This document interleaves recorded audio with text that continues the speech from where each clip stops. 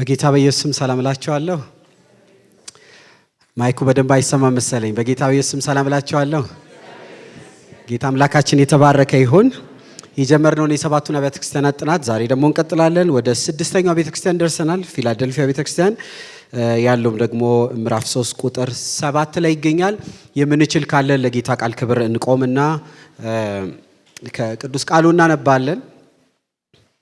የዮሐንስ ራእይ ምዕራፍ 3 ቁጥር 7 በድሮ መጽሐፍ ቅዱስ ገጽ 223 ላይ ይገኛል። የጌታ ቃል እንዲህ ይነበባል። በፊላደልፊያ ወዳለ ወደ ቤተክርስቲያን መልአክ እንዲህ ብለህ ጻፍ። የዳዊት መክፈቻ ያለው የሚከፍት የሚዘጋ የሌለ የሚዘጋ የሚከፍት የሌለ ቅዱስና እውነተኛ የሆነ እርሱ እንዲህ ይላል፣ ስራን አውቃለሁ፣ ሆኖ በአንተ ፊት የተከፈተ በር ሰጥቻለሁ፣ ማንም ሊዘጋው አይችልም። ኃይል ምንም ትንሽ ቢሆን ቃሌን ጠብቀሃልና ስሜንም አልካድክምና፣ እነሆ አይሁድ ሳይሆኑ አይሁድ ነን ከሚሉ ነገር ግን ከሚዋሹ ከሰይጣን ማህበር አንዳንዶችን እሰጥሃለሁ። እነሆ መጥተው በእግሮች ፊት ይሰግዱ ዘንድ እኔም እንደወደድኩ ያውቁ ዘንድ አደርጋቸዋለሁ። የትዕግስቴን ቃል ስለጠበቅ እኔም ደግሞ በምድር የሚኖሩትን ይፈትናቸው ዘንድ በዓለም ሁሉ ላይ ሊመጣ ካለው ከፈተናው ሰዓት እጠብቅሃለሁ። እነሆ ቶሎ ብዬ እመጣለሁ። ማንም አክሊል እንዳይወስድብህ ያለን አጽንተህ ያዝ። ድል የነሳው በአምላኬ መቅደስ አምድ እንዲሆን አደርገዋለሁ፣ ወደፊትም ከዚያ ከቶ አይወጣም። የአምላኬንም ስምና የአምላኬንም ከተማ ስም ማለትም ከሰማይ ከአምላኬ ዘንድ የምትወርደውን አዲሲቱን ኢየሩሳሌም አዲሲቱን ስሜን በእርሱ ላይ ጽፋለሁ። መንፈስ ለአብያተ ክርስቲያናት የሚለውን ጆሮ ያለው ይስማ። ስድስተኛዋ ቸርች ደርሰናል። ፊላደልፊያ ቤተክርስቲያን። ኤፌሶን ስናስብ አይምሯችን ላይ ይመጣል የቀድሞውን ፍቅር የተወች፣ ሰርመኔስ ስንል በመከራ ያበበች፣ ጴርጋሞን ስንል ያመቻመቸች፣ ቲያጥሮን ስንል በመድረኳ ላይ ኃጢአት የሰበከች፣ ሰርዴስ የሞተች፣ ፊላደልፊያ ታማኝ ቤተክርስቲያን፣ ታማኛዋ ቸርች። ከሰባቱ ቤተክርስቲያናት ያልተወቀሱት ሁለት ናቸው። አንደኛዋ ሰርመኔስ ነች፣ ሁለተኛዋ ዛሬ የምናያት ነች ፊላደልፊያ። ነገር ግን የለባትም። እንዴት የታደለች ነች! ወቀሳ የለባትም። ዳሩ ግን የሚል ቃል አናገኝም። ጌታ መጨረሻችንን ያሳምረው። ጮክ ብላችሁ አሜን። ታማኝ ቸርች ነች። ታማኝ የሚለው ቃል ራሱ ይነካል። ያለምንም ነቀፋ በእግዚአብሔር ፊት በመልካም የተወደሰችው ሰባኪ ቸርች፣ ዘማሪ ቸርች፣ አጋንንት የምታስወጣ ሽባ የምትተረትር ስለሆነች አይደለችም። ልኬታው ሌላ ነው። ታማኝ ነች። የሚዛን ማስተካከል አለብን። ቸርች በምን ይመዘናል መጠየቅ አለብን። ክርስትና በምን ይመዘናል መጠየቅ አለብን። እግዚአብሔር የሚመዝነው ሚዛንና እኛ ያስቀመጥነው ሚዛን ምንድን ነው መጠየቅ አለብን።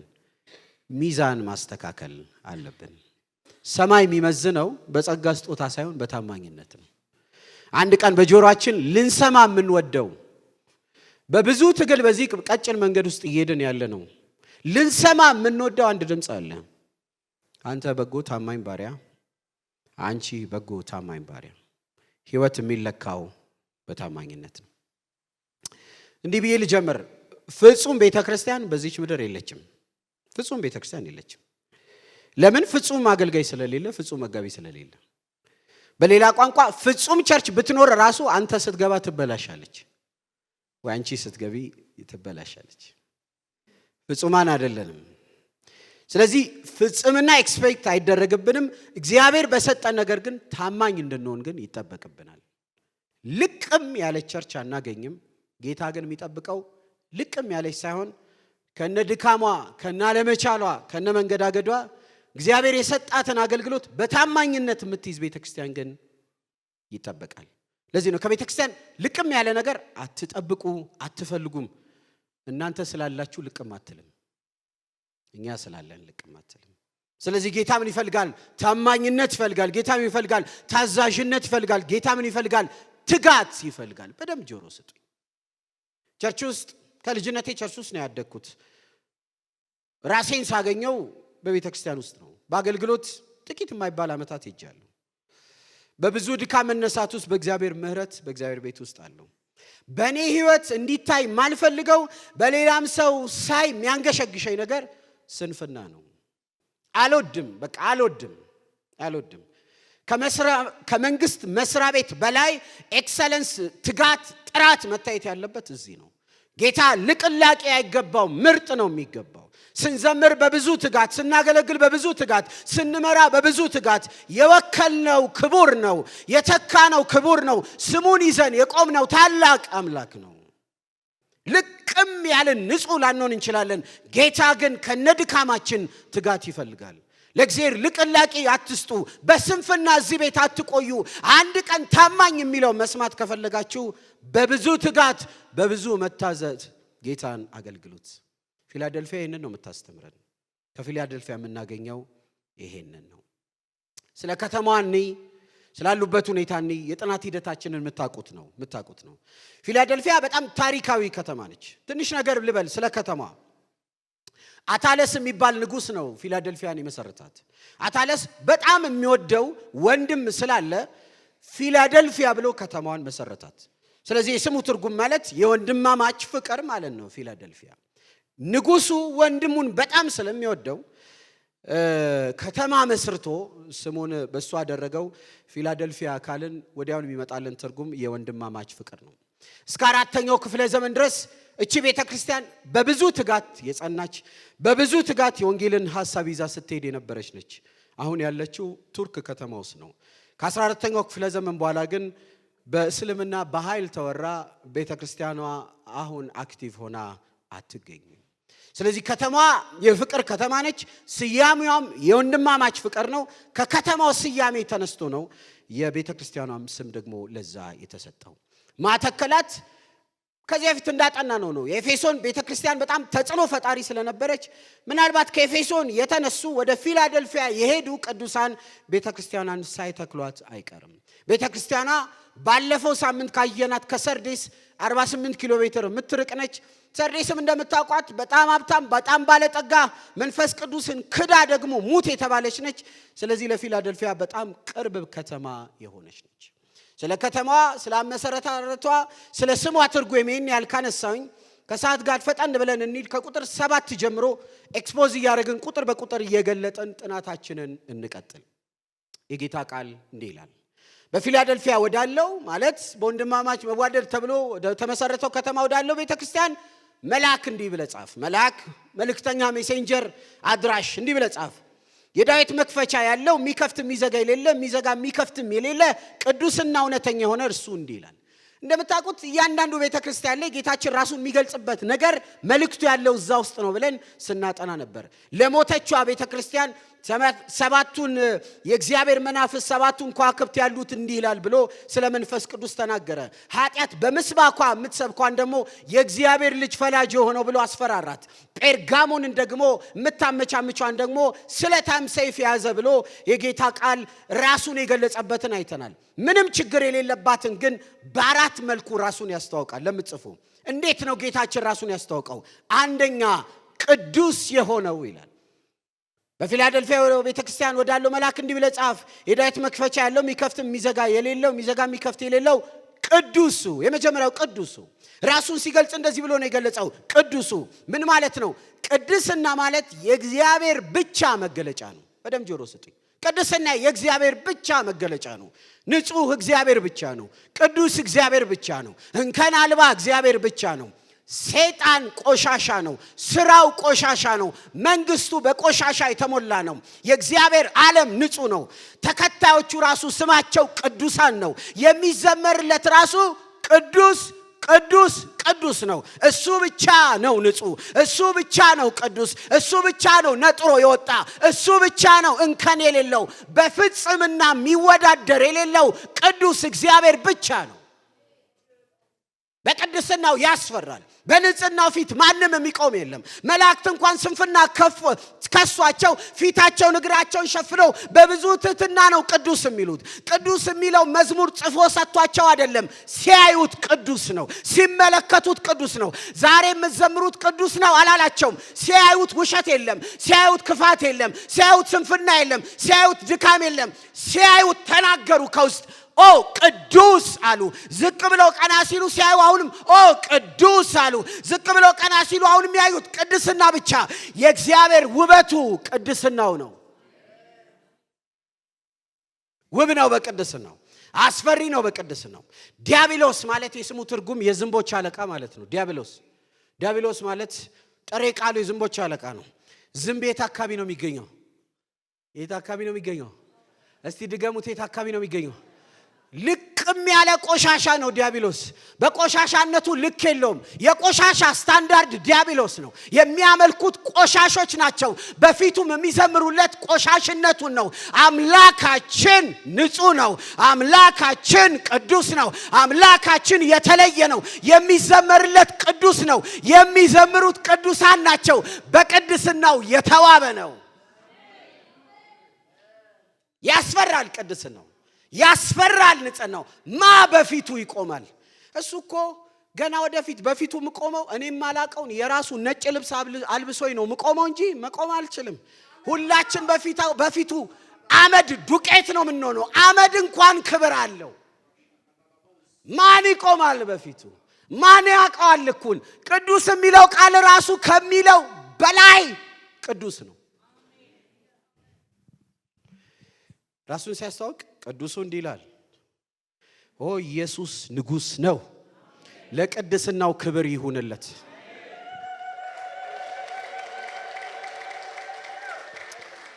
አይ ዶንት ኖ ከዚህ በፊት ካልኩኝ አላቅም። አንድም መልአክ ኦ ላረኩት ወርቅ ጫማ ይገባሃል አይልም። ኦ ለለበስኩት ካባ ይገባሃል አይልም። ኦ ለረገጥኩት ዳይመንድ ይገባሃል አይልም። ኦ ሰማይ ቤት ላለው የሆነ የሚያምር ነገር አይልም። መልአክ 24 ሰዓት የሚሰግደው ለቅድስናው ነው። በሰማይ ስንሄድ ለዘላለም የምናከብረው ለለበስነው ለምናምን አይደለም፣ ለቅድስናው። ሰማይ የሆነው እሱ እዛ ስላለ ነው። ውይ ቅዱስ ነው። በነገራችን ላይ አንድ ነገር ጣል አድርጌ ልሂድ ልፍጠንና ከእግዚአብሔር ጋር ተግባብቶ ጉዞ ለመጀመር መረዳት ያለብን የክርስትና ዋኖአን እግዚአብሔር ቅዱስ ነው። አገልግሎት ከምን ይጀምራል? የሚያገለግለውን ከማወቅ። እግዚአብሔር ቅዱስ ነው። በእያንዳንዱ ዘርፍ ውስጥ ስታገለግሉ ማወቅ አለባችሁ። እግዚአብሔር ምንድን ነው? እግዚአብሔር ቅዱስ ነው። ኢሳይያስ 6 ታውቁታላችሁ። ከ1 እስከ 5 ሲተነብይ ነበር። 6 ላይ የማይሞት የሚመስል ንጉሥ ሞቶ 58 ዓመት የገዛ ነው ንጉሥ ዖዝያን። የሚሞት አይመስልም። 58 ዓመት የሚሞት አይመስልም። እንዴት እዛ ይላችሁ እንዴ? መለስ ሲሞት ያላለቀሰ ሰው የለም እኮ 20 ምናምን ዓመት ስላየው የሚሞት አይመስለውም ሰው። ይሄ 58 ነው የገዛው፣ የሚሞት አይመስልም። የሚሞት የማይመስለው ሰውዬ ሲሞት ሰማይ ተከፈተ። ለካ የእውነት የማይሞተው እላይ ነው ያለው፣ ታች አይደለም። የሚሞት የማይመስለው ቤት ሙሾ ወዮ ሲባል የእውነት የማይሞተው ጋር ግን ቅዱስ ቅዱስ ቅዱስ። ኢንፋክት ቅዱስ ቅዱስ የሚለው ለሥላሴ የተሰጠ አይደለም። አንዳንዶች እንደዛ ይላሉ። አብ ቅዱስ ወልድ ቅዱስ መንፈስ ነው ወይ? በአይሁድ ሊትሬቸር ስታይል ሪአፈርም እያደረገ ነው። ቅዱስ ነው። ያጻጻፍ ዘይቤው በጣም ሪንፈሲስ እየሰጠ ነው። እጅግ ቅዱስ ነው። ረቂቅ ነው በቅድስናው። የቅድስናውን ልክ ማን ያውቀዋል? ለፊላደልፊያ ቅዱሱ እንዲህ ይላል። ሁለተኛ እውነተኛ የሆነው እንዲህ ይላል፣ ከሐሰት አማልክት በተቃራኒ ያለ ነው አምላካችን። እውነተኛ ነው እግዚአብሔር እውነት አለው አይደለም፣ እሱ ራሱ እውነት ነው። ልድገመው፣ እግዚአብሔር እውነት አለው አይደለም፣ እሱ ራሱ እውነት ነው።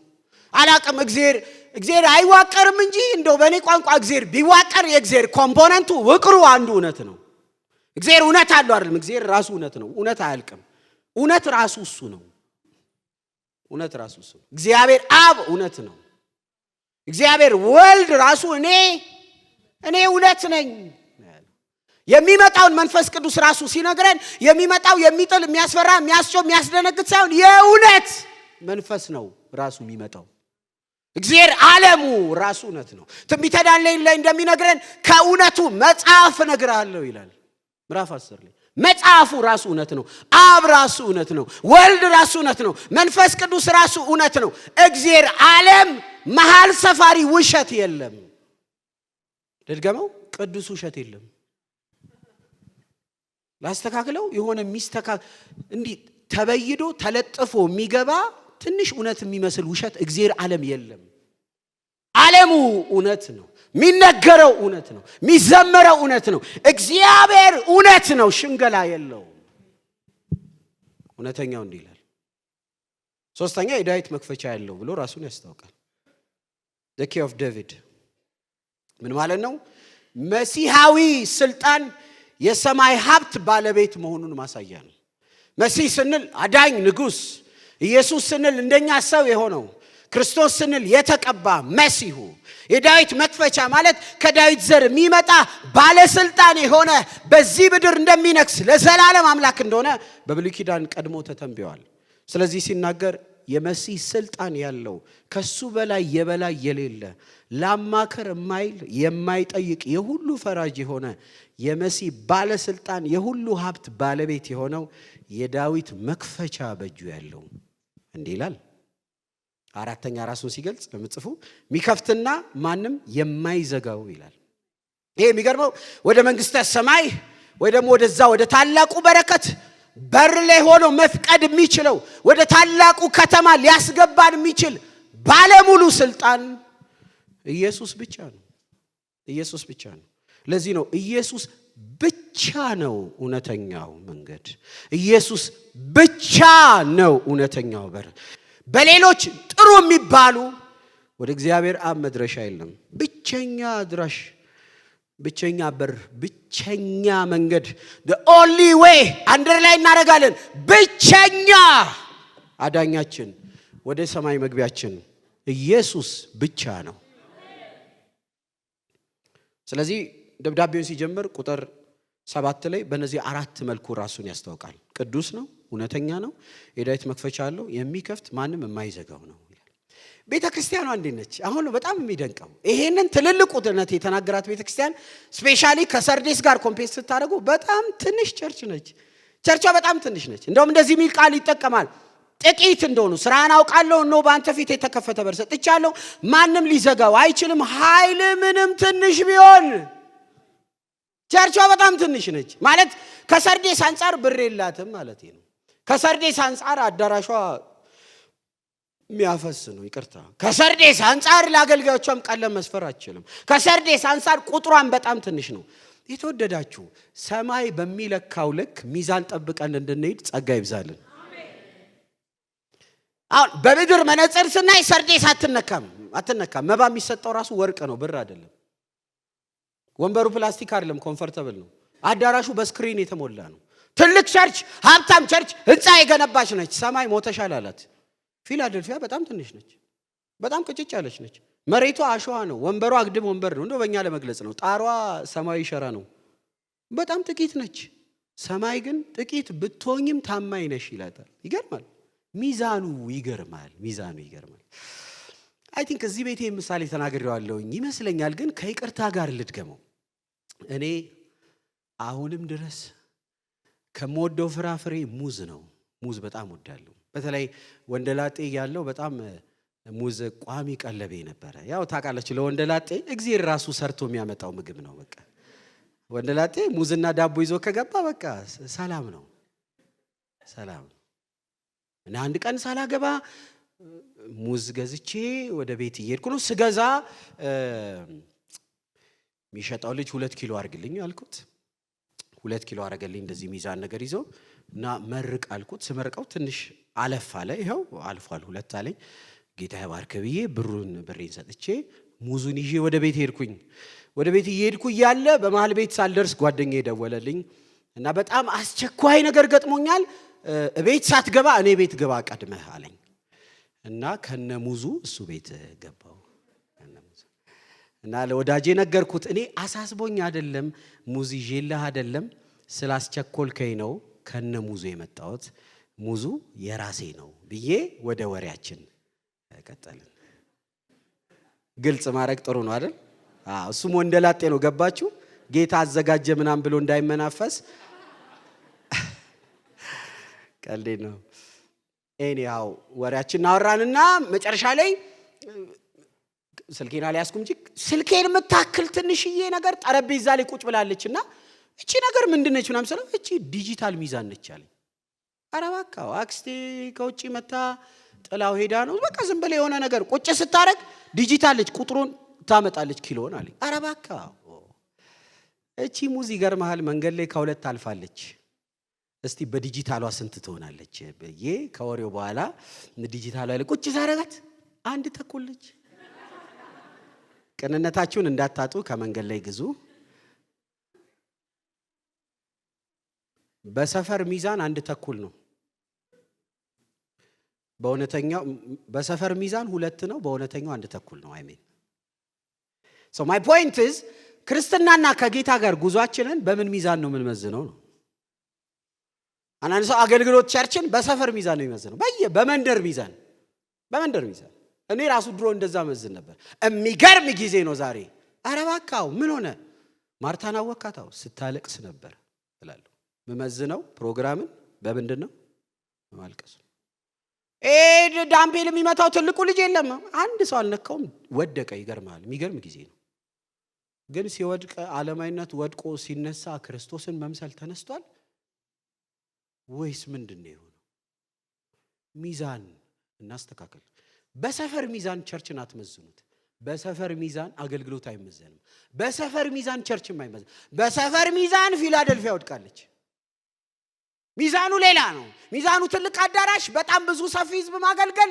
ሚዛኑ በጣም እኛ የምናስባቸው ይሄ ቆንጆች አይደሉም። ሚዛኑ ታማኝነት ነው። በአገልግሎት ክፍል ታማኝነት ነው። ለአጥቢያ ታማኝ መሆን ነው። ለቤተ ክርስቲያን ታማኝ መሆን ነው። እግዚአብሔር ላስቀመጠን መታመን ነው። ቦልድሊ እናገራለሁ። ብዙ ቤተ ክርስቲያን በሰፈር ሚዛን ነች። አሪፍ ታማኝ አገልጋይ ማግኘት ብርቅ ነው። ታማኝ መሪዎች ማግኘት ብርቅ ነው። በአገልግሎት ክፍል ውስጥ በታማኝነት የሚያገለግል እንደ ወርቅ እንደ ዕንቁ ነው የሚፈለገው። በመስሪያ ቤት ታማኝ ጴንጤ የለም። በቢሮ ታማኝ ጴንጤ የለም። በንግድ ታማኝ ጴንጤ የለም። እያንዳንዱ ቢሮስ ብንሄድ ኪስን እያወለቁ በጉቦ መከራ የሚያበሉ ከኛ ጋር እኩል የሚዘምሩ ናቸው። እሁድ መተው በአራት መንታ እጅ ዘርግተው እኛ ራሱ እስክንደነቅ የሚነኩ ናቸው። ሚዛን እናስተካክል። ሰማይ የሚለካው በስብከት አይደለም፣ በመዝሙር አይደለም፣ ወንበር በመስበር አይደለም፣ በማልቀስ አይደለም፣ በታማኝነት ነው። ምናገለግለውን ህዝብ እንውደደው፣ ምንመራውን ህዝብ እንውደደው። በታማኝነት ለእግዚአብሔር ቃል ታማኝ ሆነን እናገልግል።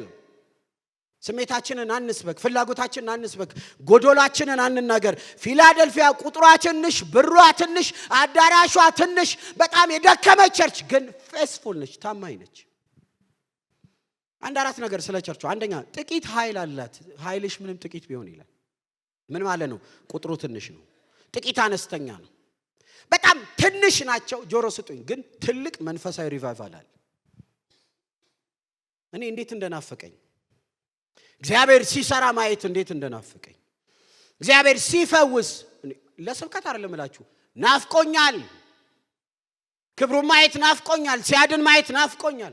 አርቲፊሻል የሆኑ ነገሮች ሲዋረዱ ናፍቆኛል። በአጋንንት የተቀቡ ሱፍ ያደረጉ ሲዋረዱ ማየት ናፍቆኛል። ነፍሳት ሲድኑ ማየት ናፍቆኛል። አጋንንቶች ሲዋረዱ ማየት ናፍቆኛል። ከዊልቸር ላይ ሰው ተነስቶ ሲሮጥ ማየት ናፍቆኛል። እጅ ዘርግቶ ዓለምን፣ ሰይጣንን፣ ስራውን ክጃለው የሚል ትውልድ ማየት ናፍቆኛል።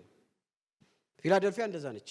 አዳራሿ ትንሽ፣ ፕሮግራሟ ደካማ፣ በቆርቆሮ የታጠረች፣ ገንዘብም የሌላት ግን ትልቅ ግለት ያላት፣ ጥቂት በትልቅ ኃይል ያለች። ጌታ እንደዚህ ያርግልን። በእውነት የሰበሰብናቸው ቅራቅንቦ ይሂዱ፣ ኃይሉ ይመለስልን። ትልቅ ብለን ያዝነው በሙሉ ይውጣልን፣ ክብሩ ይመለስልን። ሁለተኛው this is the key። በጣም ቃሌን ጠብቃችኋል ይላል። በቃ ይሄ ነው በጣም ልቤን የነካኝ። የግሪኩ ቃል ምን እንደሚል ታውቃላችሁ? ቃሌን ተንከባክባችኋል ነው የሚለው። እንደዚህ በቃ በብዙ ስስት ምን ተንከባክባችኋል? ቃሌን። ቸርቹ ዓለምን አልተወቀሰችም፣ ቃሉን ተንከባክባለች። ከእግዚአብሔር ቃል ርቆ ክብር የለም። ከእግዚአብሔር ቃል ርቆ ኃይል የለም። ከእግዚአብሔር ቃል ርቆ እግዚአብሔርን ውበት ማየት የለም። ቤተ ክርስቲያን ሆይ ስሚ፣ ክብሩን ማየት ከፈለግሽ ቃሉን አንሺ። እዚህ ውስጥ ነው ኃይል ያለው። እዚህ ውስጥ ነው ክብር ያለው። እዚህ ውስጥ ነው መዋደድ ያለው። እዚህ ውስጥ ነው የእግዚአብሔር ግርማ ያለው። ቃሉን የናቁ ምስባካችንን ሰጠናቸው። ቃሉን የራቁትን ቤቱን እንዲደፍሩ አደረግናቸው። ቃሉን ያንቋሸሹ ፊት ለፊት እንዲሆኑ አደረግናቸው። ፊላደልፊያ ትልቅ ኳሊቲ፣ ቃሌን ተንከባክባችሁታል። ያላችሁ ልቅላቄ ጊዜ አይደለም፣ የሚገባውን ጊዜ ሰጣችሁታል። ቃሉን ታጠናላችሁ፣ ቃሉን ሜዲቴት ታደርጋላችሁ፣ ቃሉን አፕላይ ታደርጋላችሁ። በዚህ ቸርች እያንዳንዱ ዘርፍ ላይ የእግዚአብሔር ቃል ውበት አለ። የሚዘምረው ቃሉን ያውቃል፣ የሚጸልየው ቃሉን ያውቃል፣ ዲያቆኑ ቃሉን ያውቃል፣ ሰባኪው ቃሉን ያውቃል። እያዘንኩኝ ነው ምለው፣ እግዚአብሔር በማያውቁት እየተገለገለ ነው። የማያውቁት ቆመው ያገለግላሉ። ይሰማል? የማያውቁት ከቃሉ የራቁ በግምት የሚናገሩ በጥራዝ ነጠቅ የተሞሉ ለቃሉ ጊዜም ክብርም የሌላቸው ምስባኩ ላይ ቆመዋል። ለዚህ ነው ኃይል የራቀን፣ ለዚህ ነው ክብር የራቀን፣ ለዚህ ነው እንደ ቆርቆሮ መጮህ የሆነብን፣ ለዚህ ነው ግርማውን ማየት ያቃተን። ከቃል ርቆ ክብር የለም፣ ከቃል ርቆ ኃይል የለም። ከቃል ርቆ የመንፈስ ቅዱስን ሙላት መነቃቃት መጠበቅ ቅዠት ነው። አሉ በምስባክ በቅዠት ውስጥ የተሞሉ ከእግዚአብሔር እውነት የራቁ ቃሉ አይደለም ዋናው መንፈስ ነው ይላሉ። ይሄ ድግምት ነው፣ መተት ነው። እኛ ቃሉን ነው የምንፈልገው። መንፈስ ቅዱስ ቃሉን ያጸናል። ከቃል የራቀ መንፈስ የእግዚአብሔር መንፈስ አይደለም። ልጨምር፣ ከቃል በኋላ የሚሰራ መንፈስ አለ አይባልም። ከቃል በኋላ አልፈልግም ሌላ የሚመጣ ነገር። በቃል ውስጥ መነካት ፈልጋለሁ። በቃል ውስጥ አይኔ በእንባ እንዲሞላ ፈልጋለሁ። በቃል ውስጥ ዓለማዊነት ክጂ እግዚአብሔርን መምሰል ማየት ፈልጋለሁ። በቃል ውስጥ አጋንንት ይወራል። በዚህ ቃል ውስጥ ሕይወት አለ፣ ፈውስ አለ፣ ክብር አለ። ቤተ ክርስቲያን ሆይ አንሺ ቅዱስ ቃሉን። አንሳ፣ በቤት ስልክን አስቀምጥ፣ ተው ቲክቶኩን፣ ተው ቲቪውን ዝጋ። ባለቤትን ልጅን አስቀምጣ፣ አንሳ ይህን ቃል። አቧራ የሞላውን ቃል አንሱ። በቤተ ክርስቲያን አንሱ፣ በዘርፍ አንሱ፣ በአገልግሎት ክፍል አንሱ። እውነተኛ ሪቫይቫል የ4 ሰው 5 ሰው የ2 ሰው መነሳት አይደለም። ሁሉ በቤቱ ቃሉን ያንሳ። ኃይል ያጣነው በቤታችን የቃል ስለተከደነ ነው። ፕሮፐርሊ ስተዲ አናደርግም፣ አናጠነው። አንዱ አነባለሁ ብሎ አሉ አይ ዶንት ኖ ካልኩ አላቅም የእግዚአብሔርን ቃል ከፍቶ ስለ ይሁዳ ታንቆሞታ ይላል። በኢየሱስ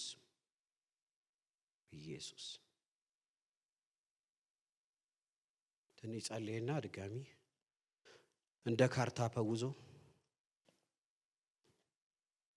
አንተም እንደዚሁ አድርግ ጌታ በኢየሱስ። የኛ አባል ይመስለኛል በአራቱም አቅጣጫ መናፍስት ክፉ የጨለማ ስራ ምናምን አለ። ለእኔ ላይ ተመደብክ፣ ስሜን ስልኬን ያዝክ። አሁንማ አሪፍ ነው የሚወጣልኝ። እንደምንም ብዬ ዳዊት አካባቢ ላይ ነው የምወጣው ወይ ምሳሌ ነገር። ስለምን ትዘገያለህ ይላል። ይሄ ባቦ ሰጠ የሚጣና አይደለም። ይሄ ክብር ነው፣ ህይወት ነው። ይሄን የዓለም ሂስትሪ ብታጠኑ ትልልቅ ነገር ኢንቨንት ያገኙ ሰዎች እዚህ ምድር ላይ ባገኙበት ሳምንት ሜዲቴት የሚያደርጉት ቃል ነበር። ባይዘው ሳይንስ ኤንድ ባይብል የሚል መጽሐፍ ማንበብ ትችላላችሁ። they were meditating the word። ይሄን ቃል ሜዲቴት ያደርጉ ነበር። ይሄን ቃል እያሰላሰሉ ለዚህ ምድር የሚተርፍ ነገር እግዚአብሔር አይናቸውን አበራ። ይሄ እኮ ፊደል አይደለም፣ ክብር ነው፣ ህይወት ነው። በዚህ ውስጥ ፈውስ አለ። በዚህ ውስጥ ትዳር ይቀናል። በዚህ ውስጥ እጮኝነት ይሰምራል። በዚህ ውስጥ ቢዝነስ ይስተካከላል። በዚህ ውስጥ አመራርነት አለ። ይሄ ግማሽ ነገር አይደለም። ለሰው በዚህ ምድር ከጌታ ጋር ለመጓዝ የሚያስፈልገው ነገር በሙሉ በዚህ ውስጥ ብቻ አለ። አንዳንድ ሰው ሌላ መጽሐፍ ያነባል። ይሄንን አጥነው፣ የፓስተር ገሌ መጽሐፍ ተው፣ እሱን ከዚህ ጋር ተጣበቅ። መጀመሪያ የሰማይ ድምፅ እዚህ ውስጥ ነው ያለው። የሰማይ መልእክት እዚህ ውስጥ ነው ያለው። ቃሌን ተንከባክባችሁታል። እኔ ያው ባይብል ስኩል አስተምራለሁና አንድ ጊዜ በጣም የምወደው ወዳጄ ፕሮግራም ሊገባ ብሎ የሆነ ቃል ውስጡ መጣና ቦታውን አጣው። ያው ሁላችንም እናጣለን ቦታ። ሁሉንም በቃል መያዝ አንችልም። እንደው አንዳንድ ባይብሎች ይረዱናል። ፊደል ቃል አስገብተን ሰርች ስናደርግ ያገኙልናል። ደወለልኝ። ሌዊሻ ደህና ነህ? ደህና ነኝ። አንድ ፕሮግራም ልገባ በር ላይ ነኝ ያለሁት። እሺ አንድ ቃል ውስጥ የመቷል ገብቼ ልለቀባቸው ነው። እሺ ከመልቀቅ በፊት ምን ልርዳ? ክፍሉን አጣሁት በእናትህ። ኧረ እባክህ እስቲ ንገረኝ፣ ካወቅኩት ካስታወስኩት እነግርሃለሁ። ይሄ ይሄ ይሄ ይሄ የሚያስተራርቁ ምናምን ብፁዓን ናቸው ምናምን የሚለው ዘፍጥረት ስንት ላይ ነው?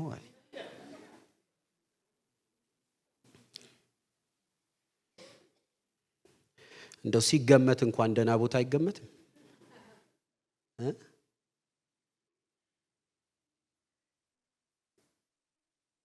ከዚህ ጋር ክረሙ ውበት ነው። ይሄ ቤተ ክርስቲያን ሆይ ስሚ ይህንን አንሺ። ፊላደልፊያ ታማኝ ነች ለማ ለቃሉ ማለት ትንከባከባለች። ሶስተኛ ስሜን አልካዳችሁም ይላል። በከባድ ስደት በከባድ ጫና ውስጥ ሆነው ለክርስቶስ ታማኝ ነበሩ። ትንሽ ልፍጠን። ስሜን አልካዳችሁም፣ ከቢሮ ስትባረሩ አልካዳችሁም። ይሄ ምንም አመቻመች ወለም ዘለም የለም። በጌታ ነገር ላይ ያቋም ሰው ናቸው። ቢዝነስ ቢከስር የክርስትናን አታስደፍሩም። ስሜን አልካዳችሁም። አራተኛ በትዕግስት እንደጸኑ ታጋሾች እንደሆኑ ደግሞ ይነግራቸዋል። በደረሰባቸው መከራ ሁሉ በትዕግስት ቆመዋል። ውጤቱ እንግዲህ ጥቂት ሆና ኃይል ላላት ለታመነችው፣ ቃሉን ለተንከባከበች፣ ስሙን ላልካደች፣ በትዕግስት ለጸናች ምን አረገላት ጌታ? ቁጥር 8 ስራን አውቃለሁ ነው በአንተ ፊት የተከፈተ በር ሰጥቻለሁ። ይሄ ነው ብለሲንጉ። የተከፈተ በር ሰጣችኋለሁ።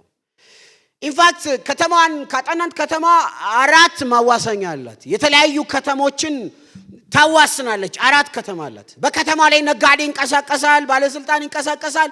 የሰዎች እንቅስቃሴ በጣም አለ። እዛች ከተማ ረገጥ አድርጎ ወደ ሌላ ይሄዳል።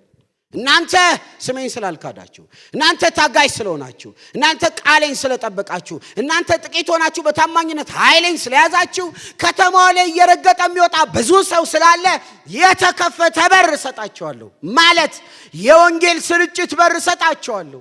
የወንጌልን ኃይል ሰጣቸዋለሁ። የተከፈተ በር ማለት የነፍሳት በረከት ሰጣቸዋለሁ ማለት ቤቱን ባዳዲስ ሰዎች እሞላዋለሁ። ጌታን የማያውቁትን ምርኮ አድርጌ እሰጣቸዋለሁ። ንግግራችሁ ጩኸት አይሆንም፣ ሰው ልብ ይደርሳል። ኢየሱስ ያድናል ስትሉ የሰው ትጥቅ ይፈታል። ብዙዎች ወደ መንግስቴ ይመጣሉ። ቃሌን ስለተንከባከባችሁ ሰው አሳልፌ እሰጣቸዋለሁ። አሁን ብዙ ሰው እዚህ ቤት እንዲድን ከፈለግን ቃሉን እናንሳ። በእውነቴ ነው የምላችሁ።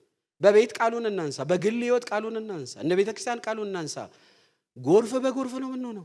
በነገራችን ላይ ሶሻል ሚዲያና የቸርች ሚዲያ ስላለ በወንጌል ደርሰናል ማለት አይደለም። ጆሹዋ ፕሮጀክት የሚል ገብታችሁ ጉግል አድርጋችሁ ማየት ትችላላችሁ። አዲስ አበባ አንድሪች ነው። አዲስ አበባ በወንጌል አልተደረሰም። ወደዚህ ወደ ምዕራብ አርሲ ምናምን ከሄዳችሁማ ተውት።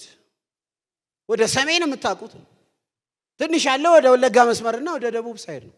እና ሶሻል ሚዲያ ላይ የፎቶ አነሳስ አንግል ተስተካክሎ ብዙ ጭንቅላት ስላየን እሱ ቢዝነስ ስትራቴጂ ነው። ታውቃላችሁ 100 ብር ከምትል 99 ብር በል እንደሚባለው አይነት።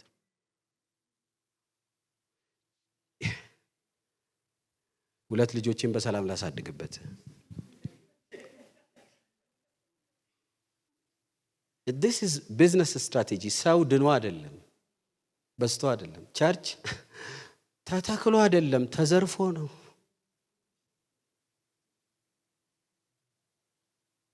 ቢሮ ስንት ያልዳናል፣ ትምህርት ቤት ስንት ያልዳናል። ቤተሰብ ውስጥ እኮ አለ። ቤተሰብ ውስጥ አብረን እየበላን እየጠጣን መጨረሻቸው ሲኦል እንደሆነ እያወቀን ምንም ሳያንገበግበን በሰላም አለን። ቤት ቀይ ወጥ እንበላለን አንድ ላይ። ትልልቅ ምርኮ የሚገኘው ታማኝ በመሆን ነው። ትልልቅ ምርኮ ያለው ቃሉን በመንከባከቡ ነው። ትልልቅ ምርኮ ያለው በንጽህና ሕይወት ስሙን ባለመካድ ነው። ለዚች ትንሽ ቸርች ጌታ እንዲህ ያለ ትልቅ በር ነው የምከፍትልሽ። ትወጣላችሁ፣ ቁጥራችሁ ትንሽ ነው። ወንጌል ትናገራላችሁ፣ ብዙ ማርካችሁ ትመጣላችሁ። አሁን ለመውጣትም ጭንቅ ሆኖብናል። ስንወጣም በነገራችን ላይ ከሌላ ቤተ እምነት ሰው ጋር መጨቃጨቅ ወንጌል ስርጭት አይደለም። ፕሮቮኪንግ ነገሮች እያነሱ መሟገት ወንጌል ስርጭት አይደለም። እሺ የሆነ ሰው ያመጣኝ አንድ ሙስሊም አመጣው ተከራከርኩኝ ከዛ ነው ያሸነፍኩኝ እሱ ሄደ ይሄ ወንጌል ስርጭት አይደለም at any cost ይሄ ልጅ ጌታ እንዲቀበል ነው መበሻሸቅ አይደለም ወንጌል ስርጭት ያንን ሰው ወደ እግዚአብሔር መንግስት ማምጣት ነው አሁንማ ጭራሽ ደግሞ ታውኔ ልጆች ላሳድግበት ከሆነ አንግል ላይ ምናምን የሚቀርጻቸው ሰዎች አሉ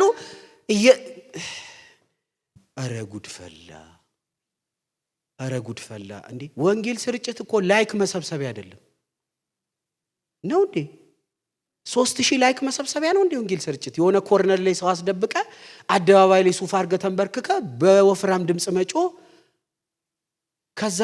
ከዛ በኋላ ብዙ ላይክ ማግኘት ነው እንዴ ወንጌል ስርጭት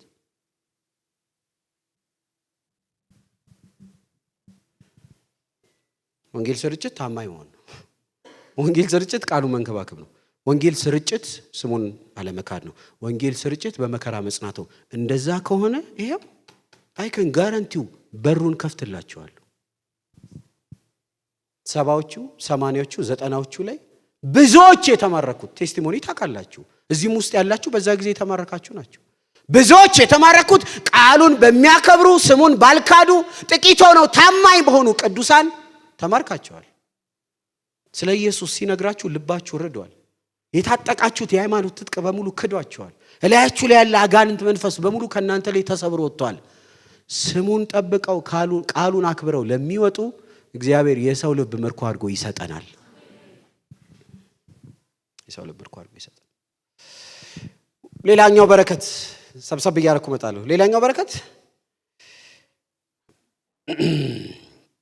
በርግጥ እዚህ ጋር አይሁድነን ብለው አይሁድ ያልሆኑ የሰይጣን ማህበርተኞች የሚለው ትልልቅ የቸርች አጌንስት ይሆናሉ ቸርችን የሚያሳድዱ ትልልቁ ነው መሰጣችሁ ነው የሚለው አይሁድ ማህበረሰብ ውስጥ ጳጳሱ ቄሱ ትልቅ ነኝ የሚለው በሙሉ እጅ ይሰጣል እናንተ ቃሉን ስለተንከባከባችሁ ግን ሁለተኛ ሌላ መፈልገው እንደዚህ የሚል ቃል አለ ቁጥር 10 ላይ የትዕግስቴን ቃል ስለጠበቅ እኔም ደግሞ በምድር የሚኖሩትን ይፈትናቸው ዘንድ በዓለም ሁሉ ላይ ሊመጣ ካለው ከፈተናው ሰዓት ተጠብቃለሁ ይላል ይሄ በጣም ይደንቅ ነው በዓለም ላይ የሚመጣ የፈተና ሰዓት ምንድነው በዓለም ላይ የሚመጣ ትልቁ የፈተና ሰዓት ማለት ሰባቱ የመከራ ዓመታት ማለት ነው ሰባቱ የመከራ ዓመታት ማለት ነው ይሄ ክፍል እንደ ቀላል የሚታይ አይደለም በተለይ የመጨረሻውን ዘመን ስናስተምር የምንጠቀምበት ቁልፍ ቃል ነው ቤተክርስቲያን ሰባቱ ታላቅ የመከራ ዓመታት ከመጀመራቸው በፊት ትነጠቃለች ሰባቱ መከራ ውስጥ ታልፋለች ብዬ አላምንም አንዳንዶች በሰባቱ መከራ ውስጥ ቸርች ታልፋለች ይላሉ ወይ 3 ዓመት ተኩል ላይ ትነጠቃለች ይላሉ ከሰባቱ ዓመት ካለቀ በኋላ ትነጠቃለች ይላሉ ግን እዚህ ጋር በግልጽ እንደሚናገረው ስሜን ለጠበቃችሁ ቃሌን ለተንከባከባችሁ በታማኝነት ላገለግላችሁ የሚመጣ ታላቅ መከራ አለ በነገራችን ላይ ሰባቱ የመከራ ዓመት ማለት ይሄ አማርኛ እንደሚገልጸው አይደለም የታሰሩ ብዙ መናፍስቶች አሉ አሁን ያልተለቀቁ እነሱ ይለቀቃሉ እዚች ምድር ላይ መንፈስ ቅዱስ የሚባል የለም ቸርች ትነጠቃለች ያለ መንፈስ ቅዱስ የታሰረ አጋንንት ተለቆ እቺ ምድር አስቧት ፕላስ የሰው ክፋት ከሚባለው በላይ ነው መከራው በመከራው ማን ያተርፋል አይሁድ ያተርፋል አይኑ ይበራል በጭንቅ ይደናል በመከራው ሰዓተኛ ምን እናረጋለን እላይ 7 ዓመት የበጉራት እናረጋለን ከ7 የመከራ ዓመት በኋላ ምን እናረጋለን ከጌታችን ጋር ደግሞ ለ1000 ዓመት መንግስት እንመጣለን አሁን እዚህ ጋር ሲናገር ቃሌን ስለጠበቃችሁ ጥቂት ሆናችሁ ኃይላችሁን ስላልተዋችሁ ስሜን ስላልካዳችሁ በዚህ ትዕግስት ጌታን ስለተከተላችሁ ከመከራው በፊት እነጥቃችኋለሁ እታች መከራ ሲሆን ከጌታ ጋር ታላቅ ወራት ይኖራል ጌታችን ራሱ ያገለግለናል አሜን በመካከል መልአክ አያስፈልግም ጌታችን ራሱ ኧረ ኢየሱስ ጌታ ምን አይነት የተባረከ ዘመን አለን what a day ምን አይነት ቀን ነው ሰኞ ነው ማክሰኞ አላቅም ሰዓቱ ጧት ነው ከሰዓት አይ ዶንት ኖ ስንተኛው ደቂቃ ነው አላቅም የተባረከ ቀን ኖርማል ቀን መስሎናል ጧት ተነሳን ጸለይን በላን ጠጣን ደነዋል ተባባልን ስራ ምናምን ትምህርት ቤት ይሄድን ይያለ የተባረከ ቀን ነው ለካ ዋው በምድር ክበብ በምስራቁ በኩል መልአኩ ይመጣና ታላቁን መለከት ይነፋል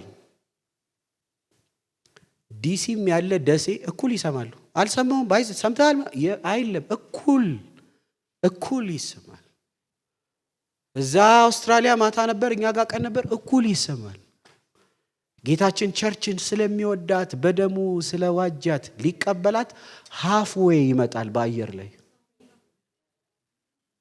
ድራይቭ እያደረግን ቁጭ ብለን ተኝተን አይ ዶንት ኖ ብቻ ይሄንን ጥለን እንሄዳለን። የሚበሰብሰውን ትተን ማይበሰብሰውን እንለብሳለን። በአየር ላይ ከጌታ ጋር እንገናኛለን። እኛ በህይወት ያለን ቀድሞን ወደ ጌታ ሄዱ ሳንቀዳደም እኩል አየር ላይ እንገናኛለን። በደሙ የዋጃትን ቤተክርስቲያን ይዞ ደግሞ እሱ ወደ ላይ ይወስደናል። 7 ዓመት መከራ እዚህ ሲሆን ራይ የበጉ ራት ይሆናል። ጌታችን ራሱ ያገለግለናል። ዋት አ ብሌሲንግ! ለካ ተስፋችን እዚህ የሚቀር አይደለም። ስብከታችን ምድራዊ አይደለም። ሀገር አለን፣ ከተማ አለን፣ አምላክ አለን፣ ትልቅ ህዝቦች ነን። የመጨረሻው ድል ለሚነሳው ትንሽ የቁጥር ማዛባት ካረኩባችሁ ይቅርታ። እኔ ደብተር ላይ 8ኛ ነጥብ ይላል። ድል ለሚነሳው አንድ 4 ነገር ያነሳል። ፈጠን ብዬ ነው የምናገረው። በእግዚአብሔር መቅደስ ውስጥ አምድ አደርገዋለሁ ይላል ቁጥር 12 ላይ። ድል የነሳው በአምላኬ መቅደስ አምድ እንዲሆን አደርገዋለሁ። ምን ማለት ነው? በእግዚአብሔር መቅደስ ውስጥ አምድ ማለት የማይናወጥ ዘላለማዊ ጽናትና ደህንነትን እሰጠዋለሁ። ለዘላለም ጸንተን ከጌታ ጋር እንሆናለን። ፕሪኮንዲሽኑ የሚገርም ነው። ቃሌን ተንከባከብ፣ ስሜን አትካድ፣ ትንሽ ብትሆንም ኃይል አትተው እንጂ ነፍሳት ምርኮ ሰጣለሁ። በመጨረሻው ግን ለዘላለም ጸንተን ከጌታ ጋር እንኖራለን። አምድ የሚለው ጽናት።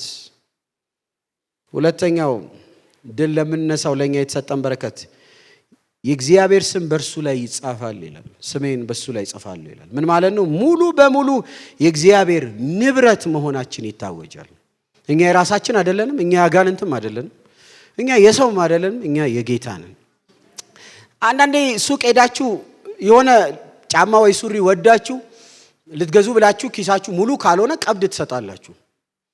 ቀብድ ከተሰጠ ያ ነገር ምን ተብሏል? ተገዝቷል፣ ከዲስፕሌይ ላይ ይወርዳል፣ የቀረውን ስታመጣ ትወስዳለህ ተብሎ ፌስታል ውስጥ ተደርጎ ውስጥ ይቀመጣል። ጌታችን በመጀመሪያው መምጫ ቤዥን አዳነን፣ ታደገን እና ሁለተኛውን መምጣት እንጠብቃለን። እስከሚመጣ ድረስ ደግሞ ቀብድ ሰጠን። ቀብዱ መንፈስ ቅዱስ ነው። መንፈስ ቅዱስ ማለት አንተ የሌላ አይደለም የኔ ነህ፣ ሁለተኛ ስመጣ ጠቅልዬ ወስዳለሁ፣ እስከዛ ይሄው ነው። ዳውን ፔመንት አለኝ። እኔ የሱ ነኝ፣ ቤቴ የሱ ነው፣ ኑሮ የሱ ነው። ሶስተኛ በአዲሲቷ ኢየሩሳሌም ስሙ ይጻፋል ይላል። የኢየሩሳሌም በአዲሲቱ ኢየሩሳሌም ስም መጻፍ ነው። ይሄ ደግሞ ሰማያዊ ዜጋ ነን። እዛ ኦሮሞ፣ አማራ፣ ከምባታ፣ ሲዳማ፣ ወላይታ ምናምን የሚሉ ነገሮች ሁሉ ይጠፋሉ።